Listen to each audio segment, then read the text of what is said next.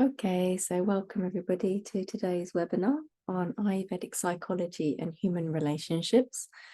So whatever you are doing right now, I invite you to just try to either do this in motion or do it in stillness. Just take a moment to come back to your breath. If you are sitting still, you can just close your eyes and sit with a straight spine.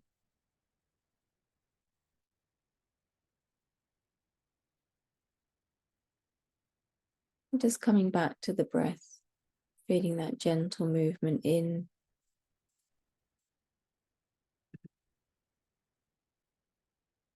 and then grounding it down through the center. Just letting everything settle.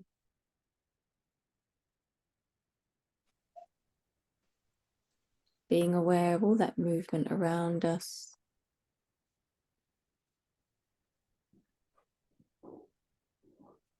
And then catching a glimpse of that stillness within.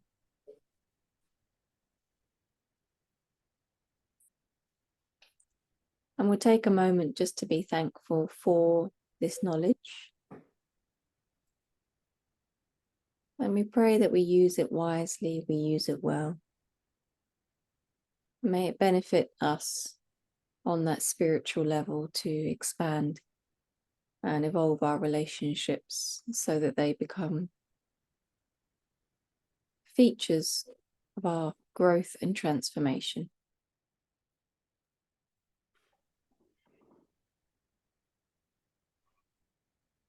Warm, peace, amen.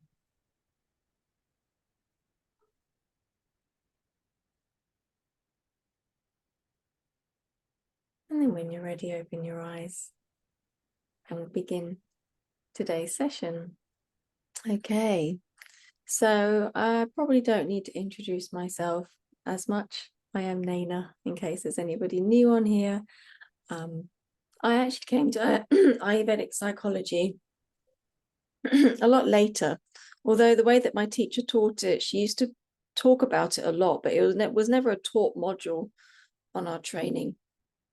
It wasn't until I kind of explored it a little bit more myself through people teaching it like Dr. Frawley and piecing it together that I found it to be incredibly interesting, especially because I do feel that so much of our problems are starting from the mind lately, or these days, you know, just in this time.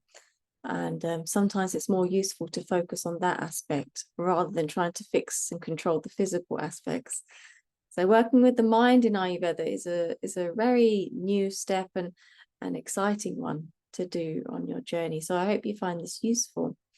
We're going to today go over each of the psychological profiles of Vata, Pitta and Kapha. So you might be familiar with these already. And then we're going to look at what the needs of that particular personality might be. So based upon that psychology, we can kind of have an assumption about, they would probably have needs around maybe feeling secure, maybe requiring a calm environment, etc. So we get to understand the needs. Now, understanding needs are important in human relationships. If we, recognize what does this person need, rather than always thinking that we know what's best for that person.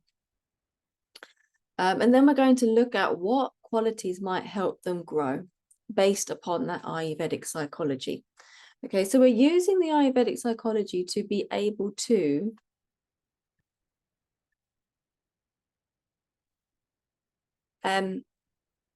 understand our relationships a little bit more.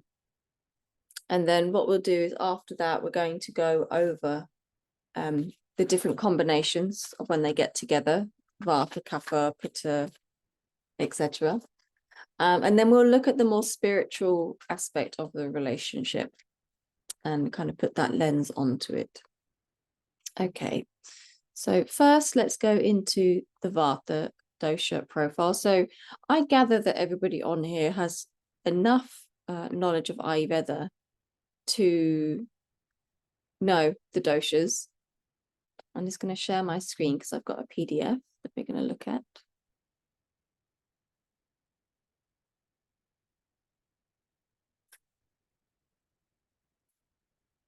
Bear with me.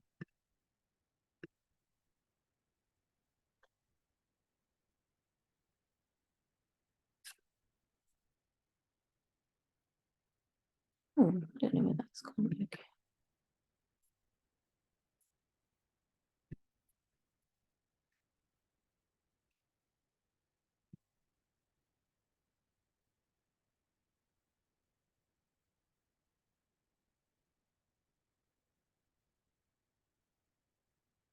Okay, so here we have the Vata dosha profile.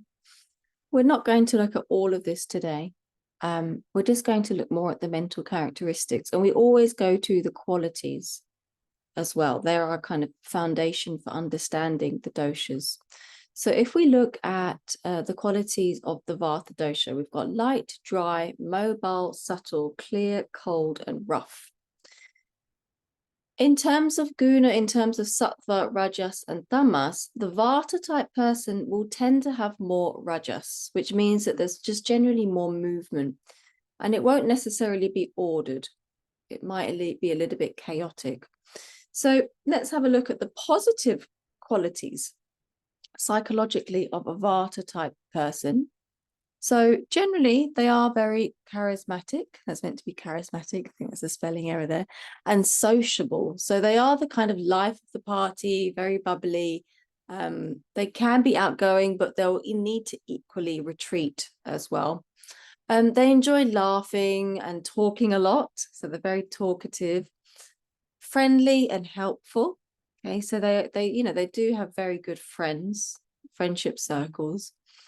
Very energetic and motivated. So in this sense, they probably have good willpower. So when something needs to be done, they can have that motivation to do it.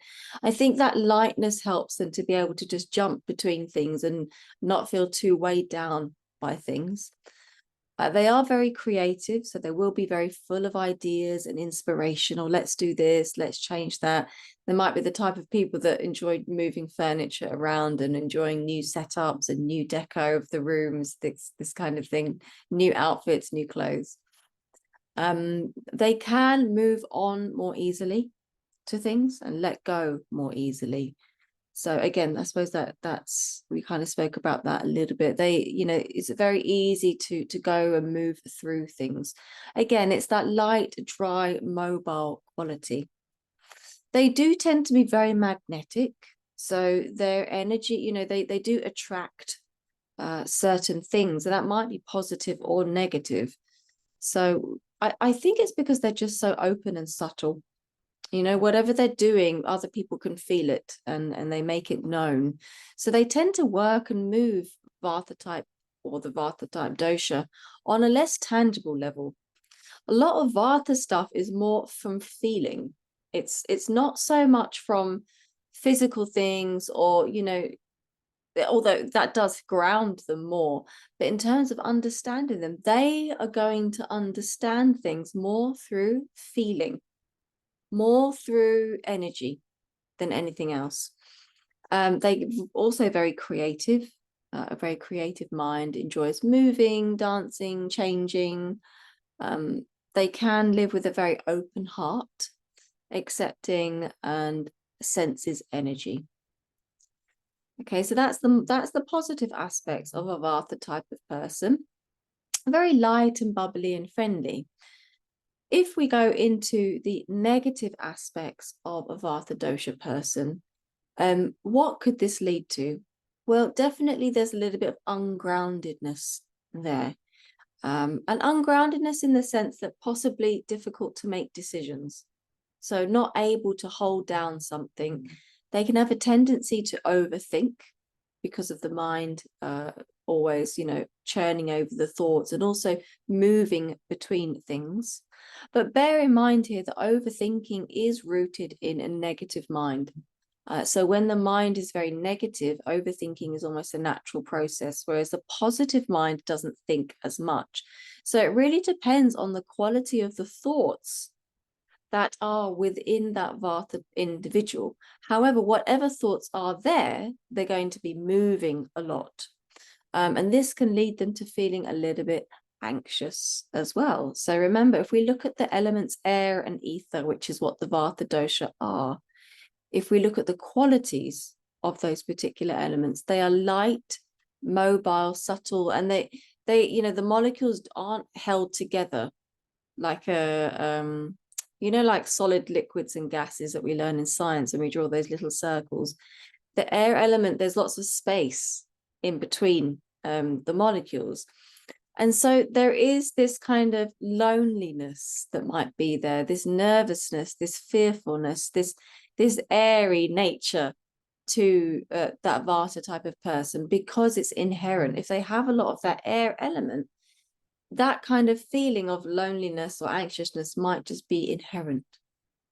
Nervousness might be there, insecurity, so needing to feel secure, unworthy, sometimes lonely, unstable and ungrounded. So they can have a tendency to overshare a little bit too much. They might make quick and drastic decisions. They tend to have a flight response. So any situation where they're not happy, they will run away from it.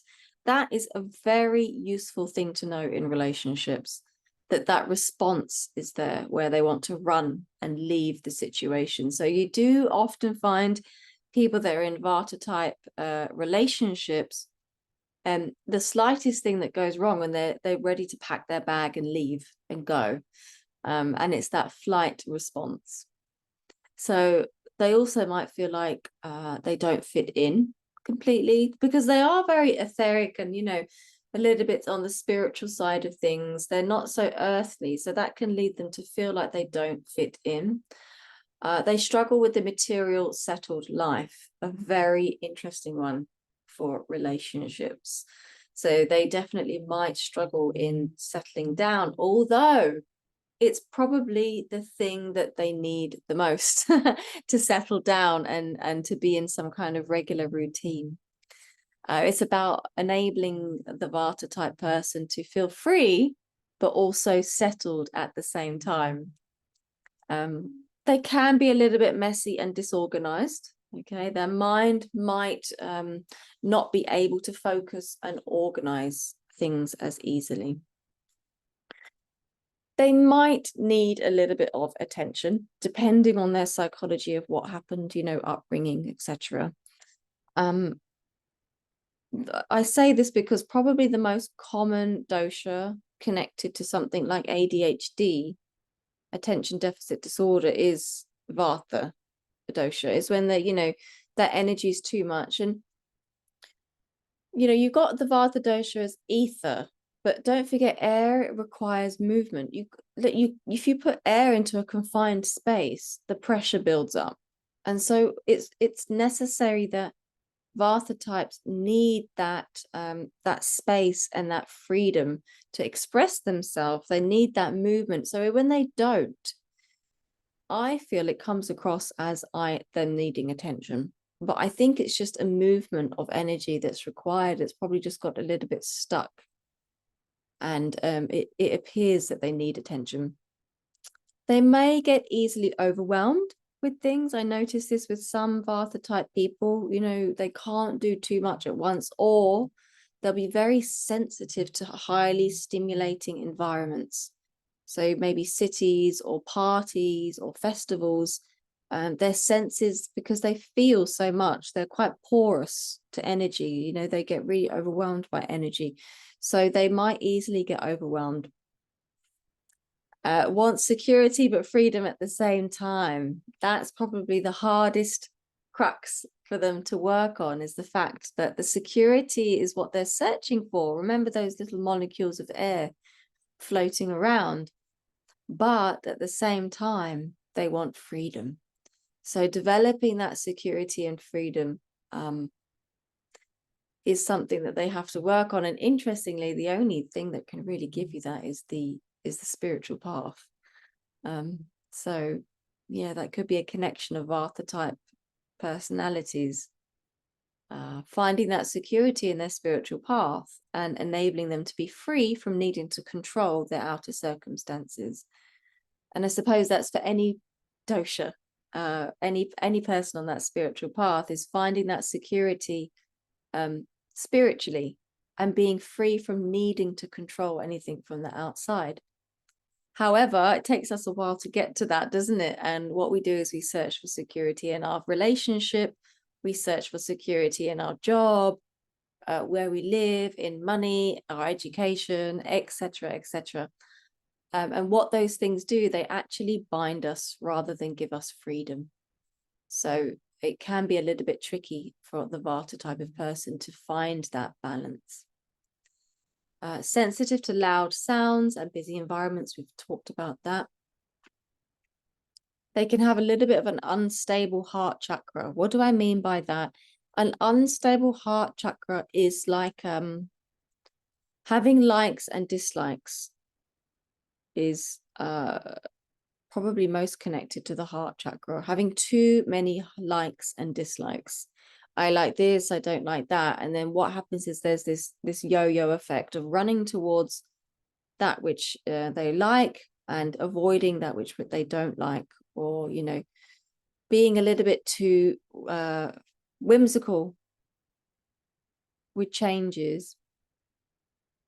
And they may have issues in the root and the throat chakras. So those two places, I would say, are the more key areas that they would struggle with. So the root chakra, that Muladhara chakra, and the throat chakra, the Vishuddha chakra as well. So you notice that they all have struggles in those areas. Okay. All right, I'm just going to pause the recording because I can hear Bhuvi giving rather a hard time downstairs. So I might have to bring her into the webinar. Okay, I'm going to pause the recording for a moment.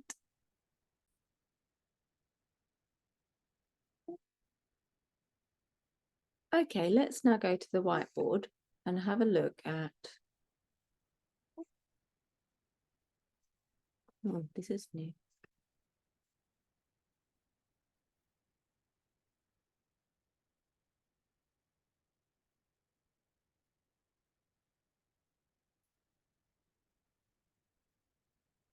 Oh, this is all changed. I'm not used to how this whiteboard looks. Sorry, guys. Hold on a minute.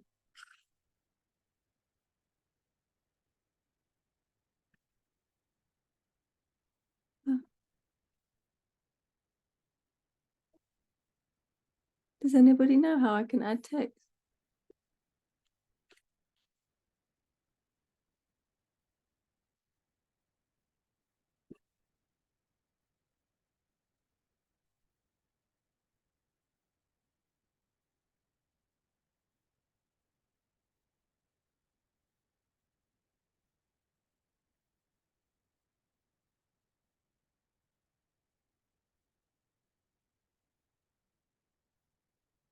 Oh, sorry, guys. Hold on a minute.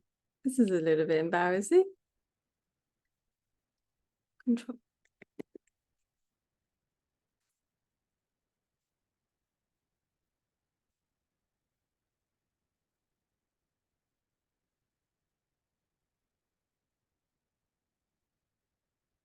Can you guys see the whiteboard? You can. Does anybody know how to write on there? No?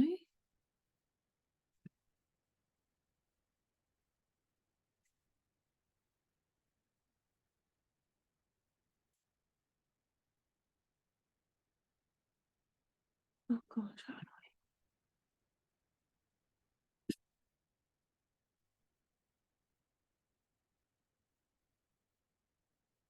Okay, let's leave.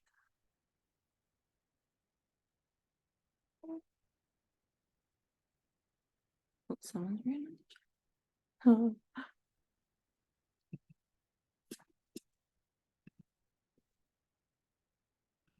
Okay, what I'll do is I'll share my little outline. Okay. So in terms of what the Vata type of psychology might need in terms of relationships, I always say when I teach that the biggest thing that a Vata type person needs is love. I do think that love seems to be this theme for a Vata type person. And it is interesting because sometimes the insecurity or the impulsiveness of that Vata type personality, it ends up with them searching for love in the wrong places. And so I think pure unconditional love is something that everybody needs, but the Vata type dosha probably needs it on a deep level because of that insecurity that might be there. And, you know, if we relate this down to also the ADHD link as well, and also other psychological disorder associated with Vata type personalities, something like eating disorder, these are all connected to love or self-love, and that you know, unconditional love that they might be searching for.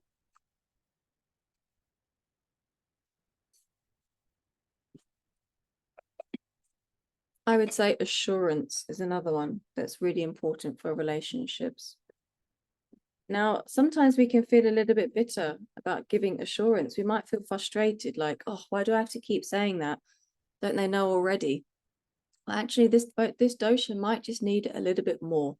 And so this is where we can start to heal, you know, relationships, because when you understand this about a certain personality, doing that assurance is not because it's needed. It's because you think, okay, just, you know, I know that their psychology, I know that that assurance is going to help them.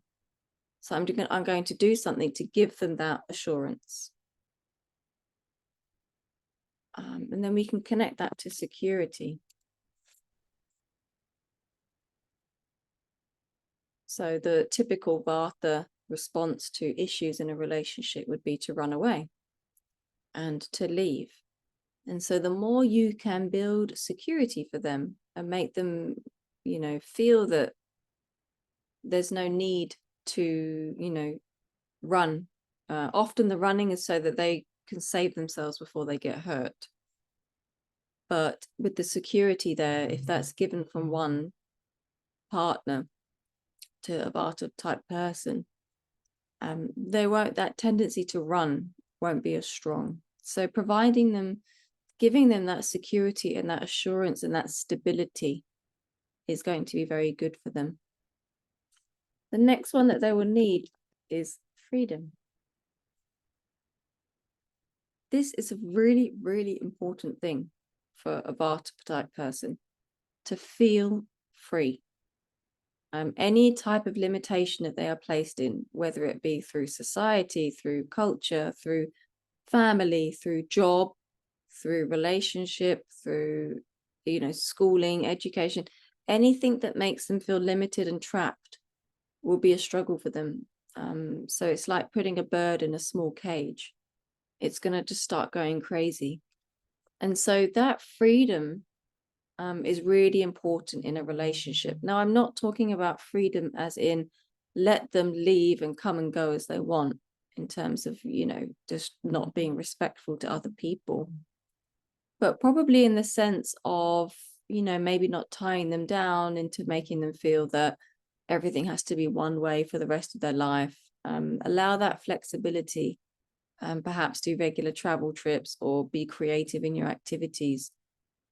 Something that makes them feel like they are not trapped and confined would help them to grow as a person. And so these are the key needs, I would say: love, assurance, security, and freedom. This would really, you know, they maybe don't notice this at all. They probably most likely won't be able to say this for themselves, that they're really searching for that love. They need assurance and they want stability, but they also want to be free at the same time. It's because it's quite a tricky one to offer, isn't it? And to do that with someone. And also what I mentioned before about Vatas being feelers. They will feel more than they see and touch and everything. Energetically, they will feel more. So they're less material. And so that's why you've got to be a little bit careful sometimes with the Vata type of person, because if you're thinking something, they can probably sense it. They might not be able to process it. So, they are feelers in that way. And so if you make them feel good, then they're going to be generally fine. They don't need that much, actually. I think if they feel secure through the energy, they tend to be fine. Touch is also the Dhan mantra that's connected to the Vata dosha.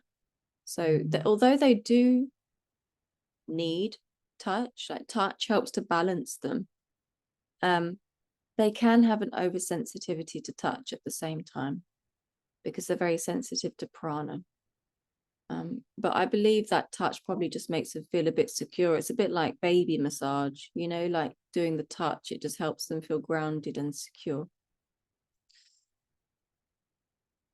And so also with this aspect of them being feelers and them being less material, the above needs also relate to the intangible as well. So think about how to show that unconditional love. Think about how to show that assurance, or that give that security and that freedom, not necessarily through action, but just generally the feeling that you can give off of those qualities. Now, if you really want to take that responsibility in a relationship, and if you've got someone that's quite heavily Vata, the best thing to do is to change the thoughts about that person in your mind so that they feel secure. I don't know if that makes sense. So if you're with a very, strongly Vata person, and in your mind you're thinking, oh gosh, I think, I might leave, or I don't want to be with this person, or this person's irritating, or they're too much. It happens if the child's ADHD, or if the partner is a little bit too needy. We start to think these things in our mind. We might not say it, but be assured that that energy is being felt by a Vata type person, more so than a Pitta or a Kapha. They will feel it more. They will feel it before you say anything. So, you'd really have to change your thoughts internally about your attitude towards that person, whether it be the child, the parent, the partner, in order for them to feel that security, that love, and that assurance. And that's really beautiful, because you heal yourself as well as giving them a chance to feel secure and loved in a relationship. And so in order to help a Vata type person grow in a relationship, then the developing of security in God is probably, or, divine energy, or whatever understanding is for you with spirituality. But feeling that security in something that is eternal and not changing will be really good for them. I mentioned this at the beginning. So there is a security in the spiritual path that can be, unchanging, which is going to be fantastic for a Vata type person. Be careful with the Vata type psychology that they don't get too carried away with their feelings and emotions, because they're going to be a little bit like a roller coaster sometimes, feeling a lot and then feeling this, and then it can be a little bit of a ride with them. And so in order to be in a relationship with them, it's good to be aware of that kind of roller coaster or that instability that might be there, and for you yourself to become that stability for them despite those ups and downs. And so that's my last point: keep them stabilized throughout the ups and downs.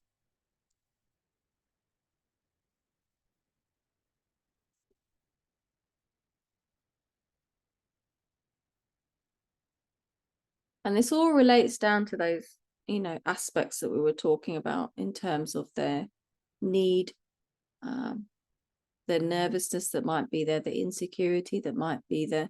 I mean, let's look at some of those positive ones as well. The creativity. It's really good to be creative with them. They're going to enjoy that part of life if there's a little bit of fun and movement around in there. They probably don't enjoy doing the same thing again and again, and too much stagnancy. They'll want to do something different and have things changing a lot.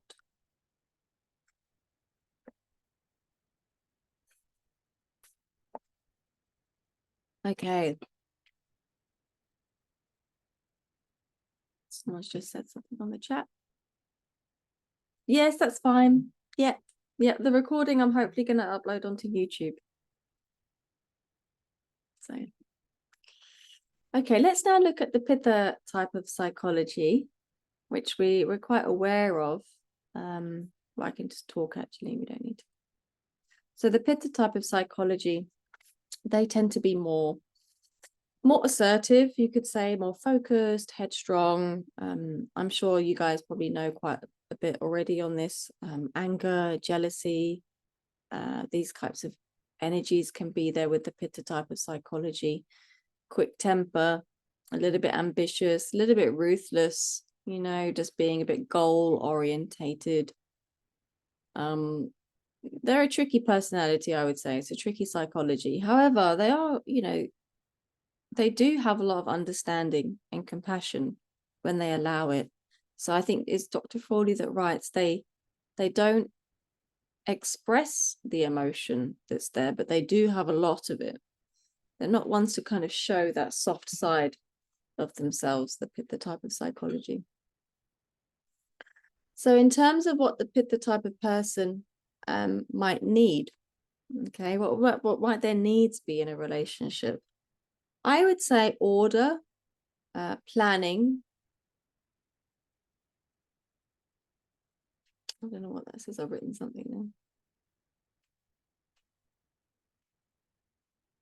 Goals, order, plan, and goals. Yes. So whatever, you know, whatever you're doing in your relationship with this person, whether it be a partner, child, or, you know, family member, colleague, a little bit of order, planning, and some goals towards what you're heading towards will make them feel better, and they're going to work better. So, you know, sometimes you think, oh, with the Pitta type of psychology, you think, oh, they're going to be angry. I don't know how they're going to react to this.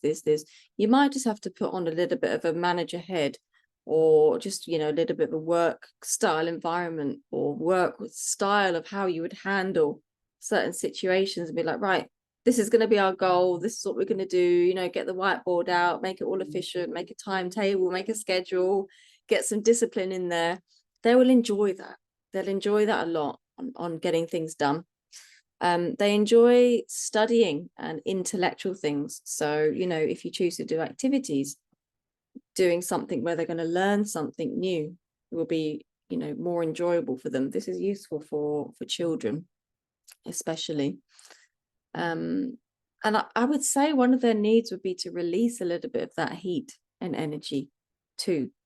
So if you do choose activities, you know, make them a little bit vigorous in terms of, you know, maybe exercise outside, like outdoor activities, adventurous things, something that uses energy. They would enjoy that, as opposed to something like a Vata need, who needs more love and security. You might want to choose something more calming and creative to do with them. For example, like a pottery class or something like that, you know, like an art class that's more stable and calm for a Vata type. Whereas a Pitta type of person would probably enjoy something that's a little bit adventurous and, you know, goal orientated and fun in that way. They can be very linear. So, you know, once something's going in a certain direction, they want it to stay like that. They might not be so good with, oh, a change of plan, let's go do something different. Or, you know, if the schedule at home has changed, they might not find that easy for them. So they can be a little bit linear in that way. So you have to kind of watch out for that. In order to help a Vata Pitta type of person grow, I would say that you want to enable them to cultivate forgiveness. Forgiveness is like the psychological remedy for Pitta type of people who tend to be angry and tend to hold on to things and don't let go. So learning about forgiveness is going to be very useful for the Pitta type of person. Softness as well. I think softness might be something that if you have someone in your life that is of that Pitta energy, I feel that in my experience, I've always warmed to that softness.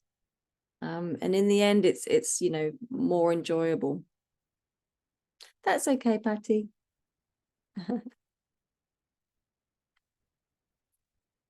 That softness is more beneficial for them. Time, patience, and acceptance is also going to be good for the Pitta type person to help them grow. So give them a little bit of time, and some patience as well is required on their part. I always like to look at the way in which Pitta behaves as like a volcano.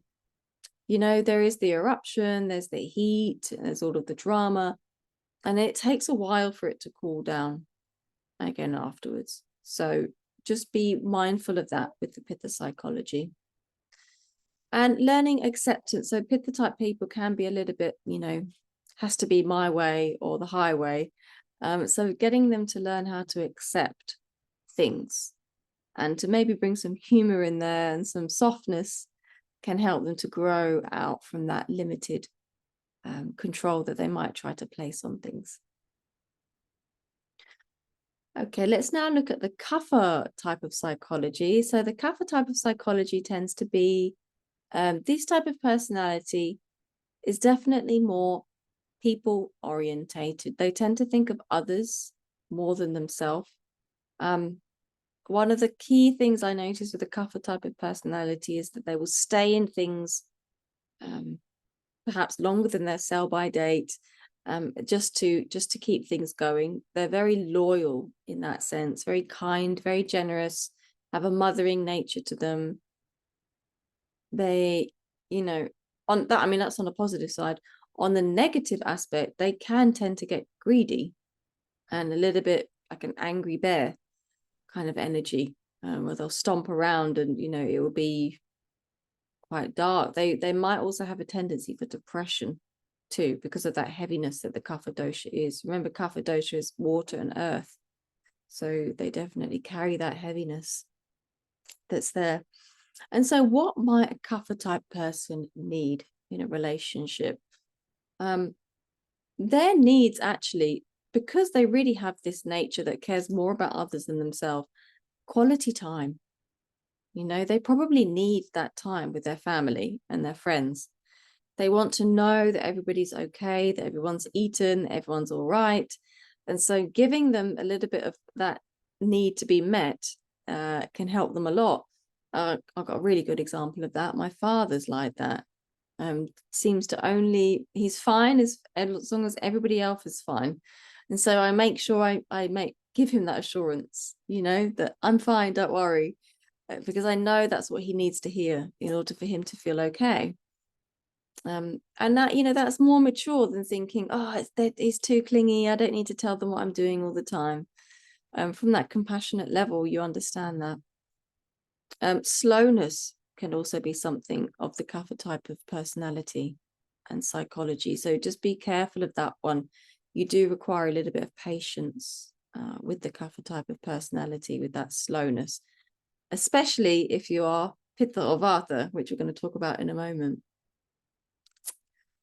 So again, things that will help a Kapha type person grow in a relationship would be forgiveness.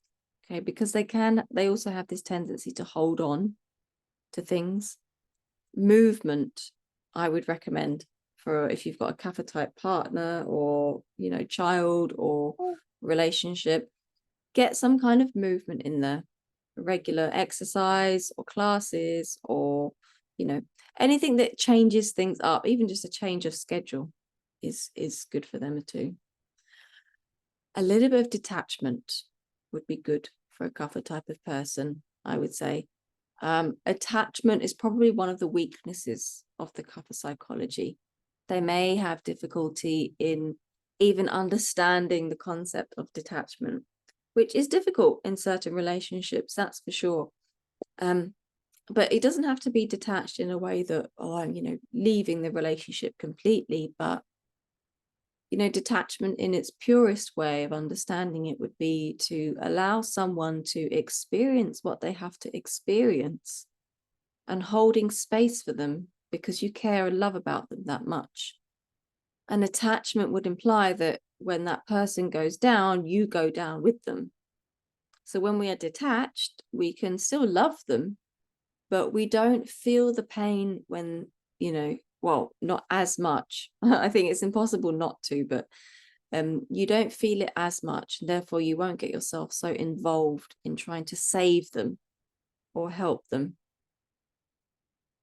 Kapha type of psychology might also need a little bit of help with confidence as well. So just be wary of that.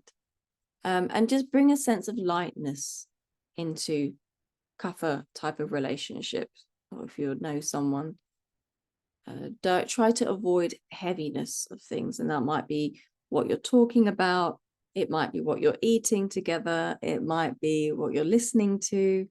It might be a gift that you buy for them.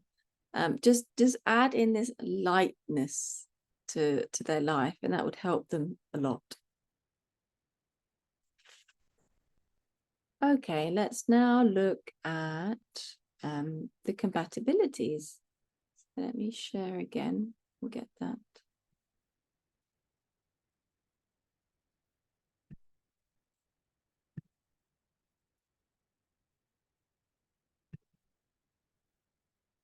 Okay, let's now just go through these combinations and talk about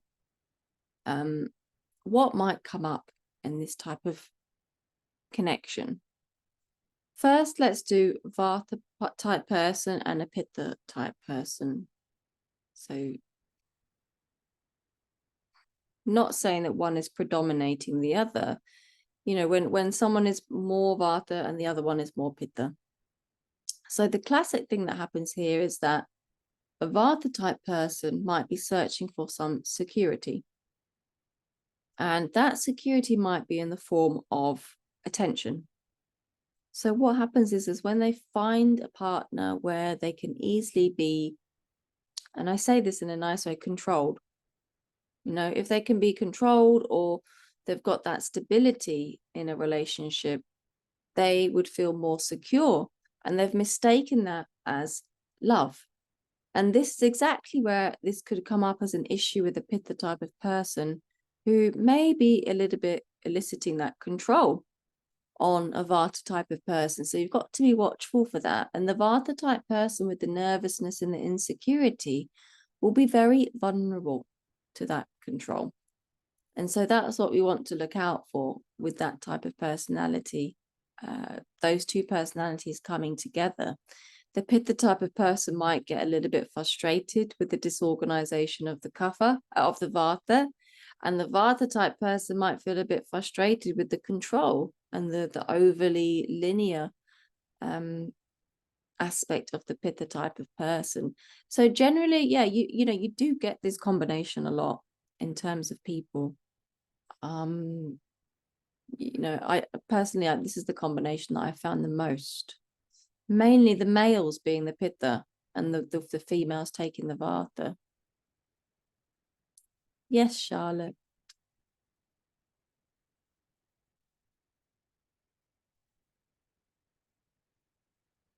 Did you want to say something, Charlotte?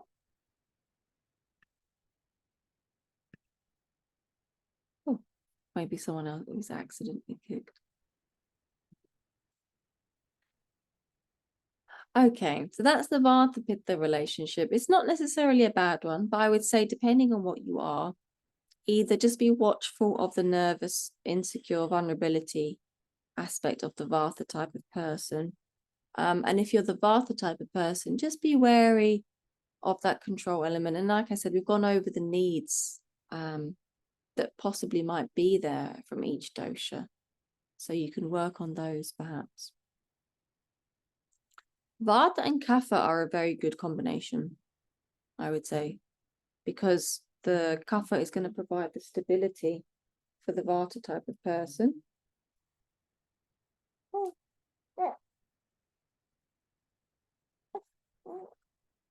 And the Kapha type of person is going to provide, the Vata is going to provide lightness for the Kapha type of personality.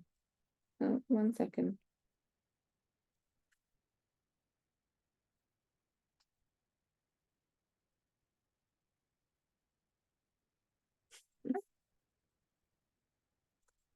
Movie in the webinar today.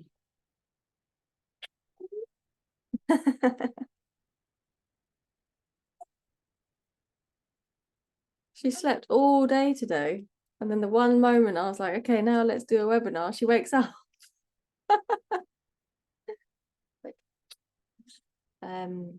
Yeah, so Vata and Kapha are a really good combination because Kapha provides just the stability and Vata provides that lightness that is needed on both sides. It's a very good combination to have. And I would say they work really well together. They would just have to keep really warm because the Vata dosha is cold and the Kapha dosha is cool. So those two, that's the one thing I would probably just be wary of. But otherwise, it's a good combination, very settled path. If a Vata type person can meet a Kapha type person, they'll tend to be, providing that security for them in their life, which is probably what they need. Some of that stability. A Vata and a Vata together. Oh. This is going to be that artistic couple that are traveling all over the world, doing different things, or possibly, interested in having open relationships and just, not being that grounded and secure and stable in the relationship. But there's nothing wrong with that. It's just that you'll notice that combination. So yeah, I mean, we don't want to presume, but for them to stay together, it would be a hard one. And even any type of relationship, I can imagine it being tricky. A Vata type parent with a Vata type child, or a Vata type, siblings, colleagues. So that combination is pretty tricky.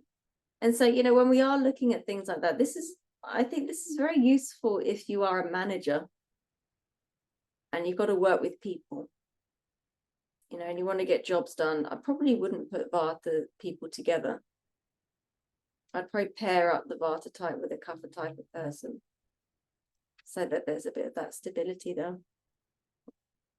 Let's look at Pitta. A Pitta Kapha combination is also very good. A bit like, I think anybody that Kapha person is with is good for them because it's a bit of stability. It's because the Pitta dosha also has mobile quality and hot, so that Kapha type can cool them down.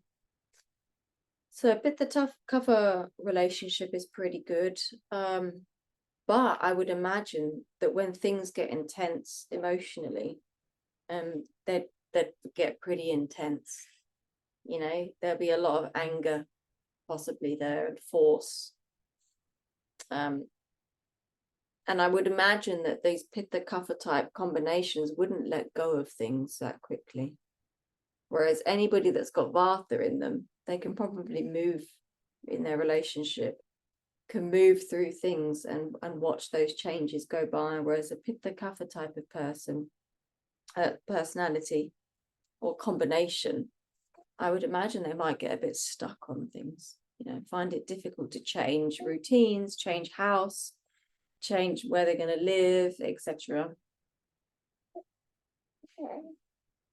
A Pitta and a Pitta, wow, this type of combination in a romantic relationship or, any type of relationship will be super efficient.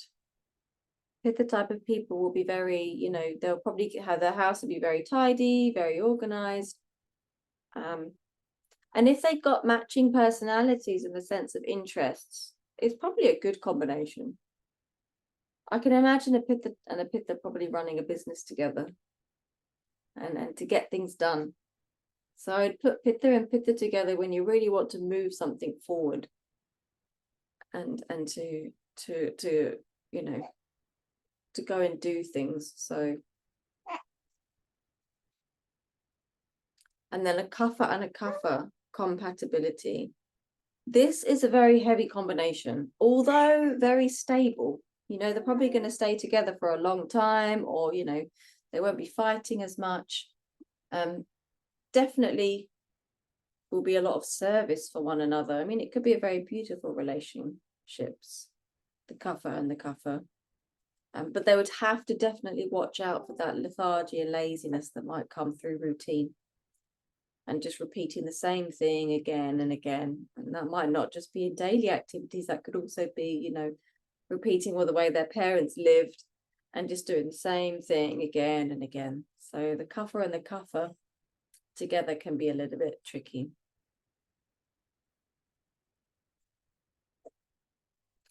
Okay, so that's the kind of the compatibility of the two things there. The key thing to look out for, I would say, for each of them is the Vata types may be inherently a little bit insecure and they need stability and security. The Pitta type of person might be exerting a little bit too much control. So that might just be causing a little bit of tension in the relationship sometimes. And the Kapha type of personality would be fantastic in relationships, but just keep them moving and changing. Don't allow things to get too stagnant with them. Okay, so now let's talk a little bit about the spiritual aspects of a relationship, just to end it there, and why this is, you know, this kind of knowledge is really useful. So remember, in Ayurveda, when we're looking at the doshas, we see beyond the dosha. We don't see the person as the dosha and label them. What's so wonderful about knowing these characteristics is because we can say, I know this anger is not you, or I know that this insecurity is not you, or I know that this stagnancy is not you. It's because of that dosha that's causing this heaviness. And so therefore we, you know, it does allow a relationship to last longer because you bonded them on the deeper level of that spirit aspect within everybody. And you view these different personality traits as different colors. And, you know, the interesting thing is that they are there to reflect something to help us grow. So depending on what, you know, you're faced with in your relationships, what dosha might be predominating. If it's irritating you, there's probably a lesson there. You know, so for example, I had to learn to be more patient and slow down when I worked with my father, who was more slow and methodical, which is a classic characteristic of a kapha on his side. But for me, it's more, I'm more speedy and a bit too fast and a bit haphazard. You know, I'd easily make mistakes in that respect. And so don't forget that whoever we have entered into this life with in terms of our relationships, it's there for a reason. We've got some kind of ongoing karmic relationship with this person. And so there's probably something to learn from all of it. So relationships teach us how to love the way that God loves us, which is unconditionally. And so this is why Ayurvedic psychology can be so wonderful, because it teaches us to go beyond what irritates us and to actually see beyond that, which is the way in which God loves us, you know, that unconditional love. And that sentence has stayed with me for a long time. I learned that with Nayaswami Asha. She said that, you know, really what we're here to learn is how to love in the same way that God loves us, in that unconditional way. And I suppose mothers would know this straight away, don't we? Like the unconditional love, it's like a given. But for those that haven't had children or men, you know, they might find it more difficult to connect to that type of love, that unconditional love. It requires a certain deep spiritual connection to life in the divine to understand that. But if we can imagine how many times God's forgiven us and how we would like to be forgiven, if we remember that when we're in our relationships, and you know, that's when we become divine. That's when our divine quality comes out to in our relationships, because we are learning to love in the same way that God loves us. But this doesn't mean being a walkover either. You know, divine mother also teaches us when we need to learn something. Life is not always fair to us, is it? We do have to suffer. And so when we want to love in the same way that God loves us, it doesn't mean that we have to let people get away with everything. You know, loving someone might be trying to show what they need to learn. And sometimes that's not easy to show someone what they need to learn, especially when we don't want to do it in a preachy way. Sometimes setting a boundary is enough to teach someone what they need to know. You know, we don't have to directly say it and hurt them. And so we want to try to aim to see that divinity within them, so to cultivate those positive thoughts about them. So I'm reading at the moment, if you saw on my stories, a book by Sister Shivani, The Power of One Thought. And she's talking about how your thoughts really are the things that create feelings. So if you know, whoever you are in a relationship with, and that means even if it's an active one, or if it's just someone that you know, whatever thoughts you are thinking about them, that is building the relationship. So if you want to cultivate a sense of love and appreciation and, you know, goodness for someone in your life in terms of relationship, think good things about them. Focus on their positive qualities. And I'm not saying, as I mentioned, this doesn't mean you become a walkover. It just means that you maybe have to create a boundary sometimes, but you still choose to see the good in them. You select the right thoughts to think about that person. And it's like having a small plant in front of you. You know, the thought energy that you send to that particular plant will grow in accordance to the quality of the thoughts that you send it. And the same is with the relationships. It's gonna, you know, they're gonna respond to the thoughts that you have about them. So if there is any difficulty coming up in a relationship, it's probably because they are receiving some kind of thought from your side. And I know that's really difficult to swallow sometimes. We think like, no, I want to blame them for my hurt, my pain. But actually, you know, they may have reacted to some kind of thought that you've been sending them again and again over the years. And now it's come out and it's ended up in a conflicting relationship, which ultimately leads us to understand that we should see people's strengths, see their weaknesses, but also approach them with compassion rather than criticism and judgment. Because again, they're going to pick up on that and feel that. So that understanding and that acceptance in the relationship. Now, if we want to talk about relationships on a deeper level in terms of difficult ones, we're going to be talking about that in the next workshop, which I'm doing at the end of February, where we can go into, because I know there are situations where people could say, well, no, that's not going to be so easy to just accept the way that they are. You know, it is difficult to put boundaries in place and see what's happening in that particular cycle of the relationship. And that's definitely rooted in a little bit of karma. And so we're going to be talking about that in the later workshop. No. Okay, I'm going to thank you for those that are watching the recording. I'm just going to stop the recording now. And yeah, if you want to go deeper into this, we can talk about it on the karmic relationship workshop. Okay, so I'm going to stop the recording now.